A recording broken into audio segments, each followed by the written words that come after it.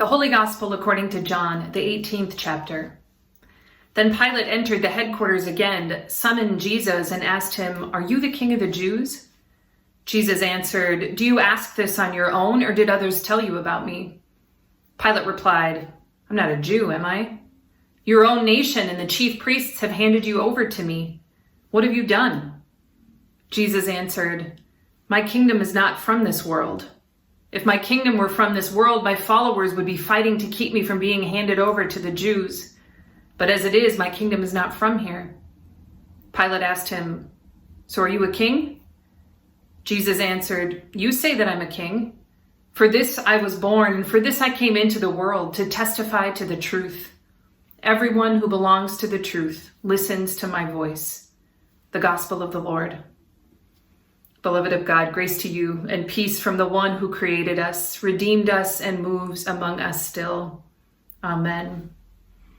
So you may or may not remember, but you were in Glasgow, Scotland just a couple of weeks ago.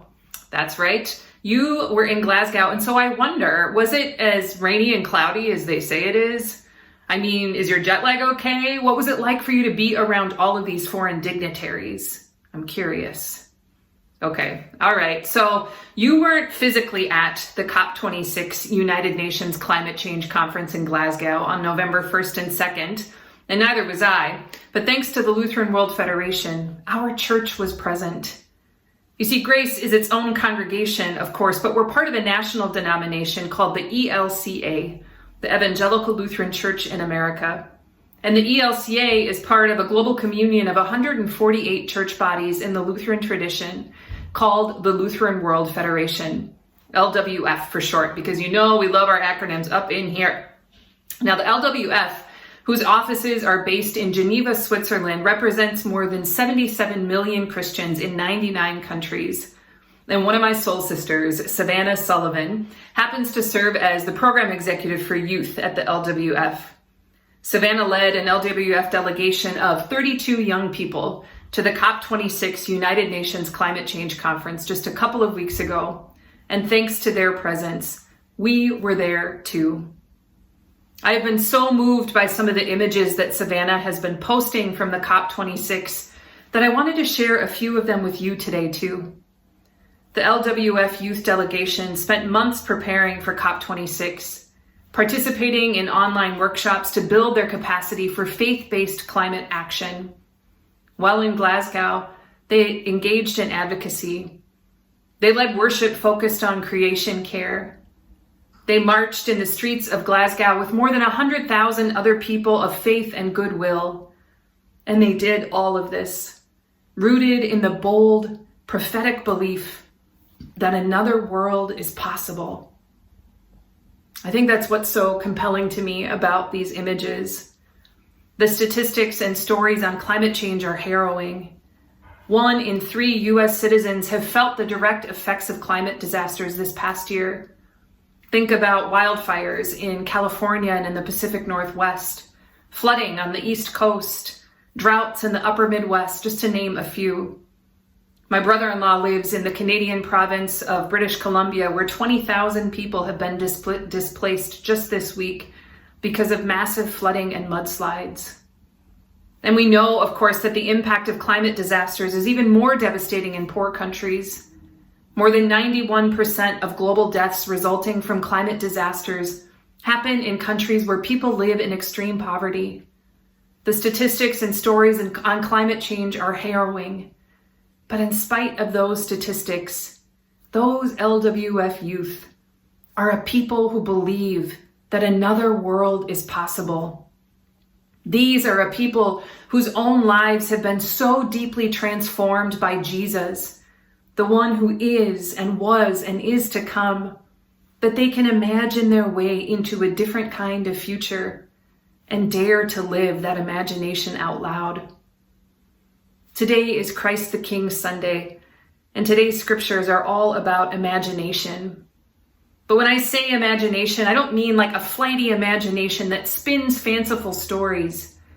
I'm talking about a muscular imagination, an imagination that wrestles powerfully and fearlessly with the difficult realities of the world as it is, because that imagination has been powerfully and fearlessly captivated by the truth of Jesus, the King of love.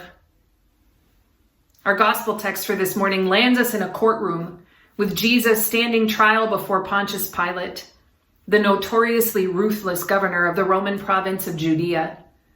The Roman Empire, I'll remind us again, provided a life of luxury and power and extravagance for a small group of people and made life brutally difficult for all the rest. Jesus, throughout the course of his 3-year ministry, had a dangerous habit of humanizing the very people that the Roman Empire needed to keep exploiting in order to stay in power. Jesus' way of welcoming, healing, feeding, loving, and freeing the people upon whom Rome had trampled had garnered him a following, a large enough following to make the authorities nervous. So when Pilate asks him, "Are you a king?" he's not asking, "Are you the spiritual king reigning in the hearts of the nice people who will gather to sing songs about you 2,000 years from now?" Now, we are nice people, and Jesus is our spiritual king, and I do love that we sing songs about him together, but no, that is not what Pilate's asking. He's asking if Jesus is a revolutionary threat, a threat to Pilate or to Emperor Augustus, a threat to the seemingly intractable status quo of the Roman Empire, where power and money and military might are the only rules that matter. I've been thinking a lot about Pilate this week, actually. I mean, it's kind of intense to be remembered throughout history as the person who ordered Jesus' execution. But really, what else could he do?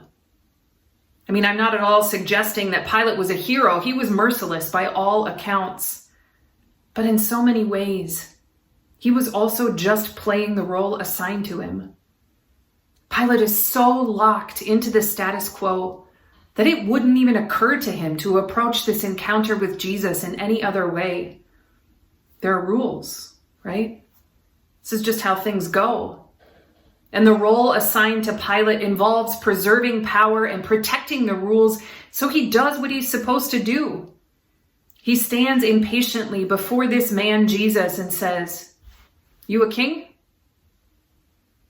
Church, how often do we do exactly the same thing?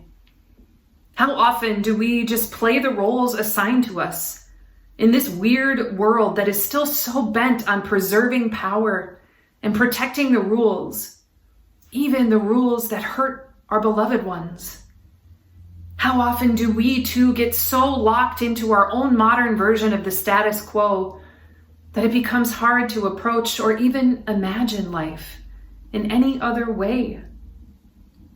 The earth is dying, but our interconnected economies are too complicated, and the issues are too big, and anyway, it's too late to do anything about it. Our culture glorifies guns and tolerates white supremacy, and demonstrators in Kenosha get shot and killed by a teenager whom our broken justice system will not hold accountable. But we allow ourselves to be swept up in the rhetoric that tells us these are divisive political issues rather than issues of faith and of shared humanity. And so we can't have an honest, open conversation about either of them. Our politicians tell us blatant lies and engage in short-sighted battles over things that have long-term consequences because there's a midterm election to think about and campaign donors to appease. And there are rules. This is just how things go. And so we fall in line like Pilate without even thinking about it, letting things just move along as they will and playing the roles assigned to us. Because really, what else can we do? The same thing happens closer to our individual lives too. That same lack of vision, that same falling in line with the roles assigned to us shows up in how we think about the church, what the church is and what it can be. It shows up in how we approach our relationships with our friends and our coworkers, our partners and our kids. It shows up in our patterns of grieving or in our propensity toward impatience and anger. or in the incessant and unhelpful self-talk, where we convince ourselves that we are not and never will be enough. There are rules, even in our own heads. This is just how things go, right? What else can we do? Well, we can shift our attention back to Jesus in that courtroom for a second. Because while we are all busy just playing by the rules and living out the roles assigned to us, often without even thinking about it, Jesus is trying to bust open our tiny imaginations through this encounter with Pilate. When Pilate asks, "Are you a king?"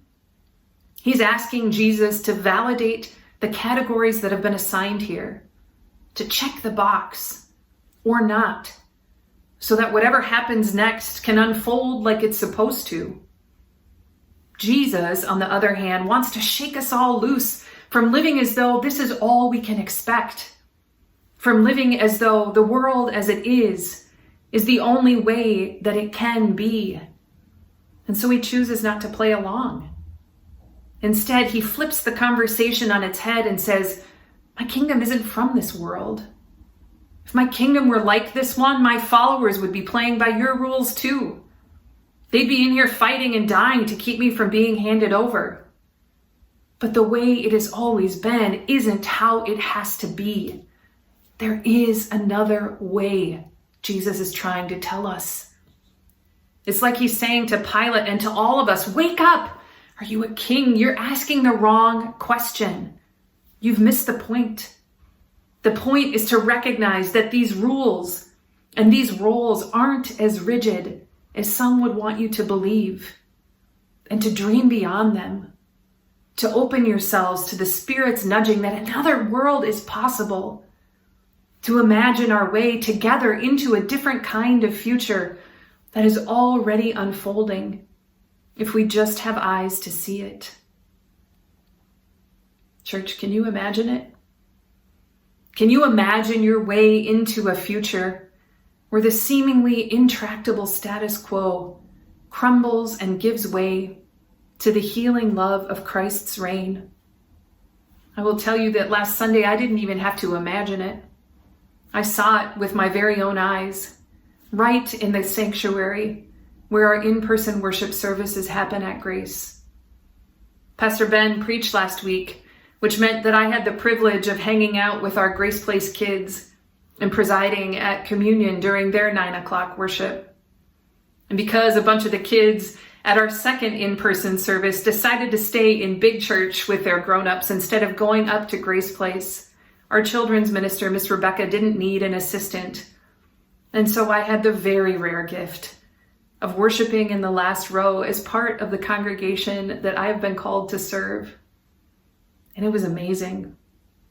You, people of Grace, were amazing. I watched as some of you let the protective shells that the world teaches us we have to wrap around ourselves slide right to the ground as we engaged in worship. I listened as several people's honest tears spilled out into the world as a gift of vulnerability. I sucked in my breath in awe of the courage that some of us muster to even walk close to the doors of a church building or to log into worship in an online format. I got choked up as one of our elders, whose mind is developing wider and wider gaps in memory, spoke the words of our communion liturgy aloud quietly right along with Pastor Leland as he presided at communion. I watched as one of us extended a concrete sign of care and solidarity with somebody else that I am pretty sure they had never met. And just like that, the different kind of future the King of Love begs us to imagine came alive right before my eyes. Courageous, hopeful, vulnerable, honest, healing, gently attentive to the needs of others. That is what life is like in God's reign. And we come to worship to practice it so that we don't forget when we go back to our daily lives. In worship, we practice shaking each other loose from our tendency to believe that brokenness is a given, that the world and our lives are beyond repair. In worship, we practice taking the risk to open our imaginations to the Spirit of the living God. In worship, we remind each other that we are not alone, so that when we walk out the doors of wherever it is that we're worshiping and back into our daily lives, we are strengthened to live our holy imaginations out loud, just like those LWF youth, with courage, rooted in the bold prophetic promise that with Christ our King, another world is possible. Thanks be to God.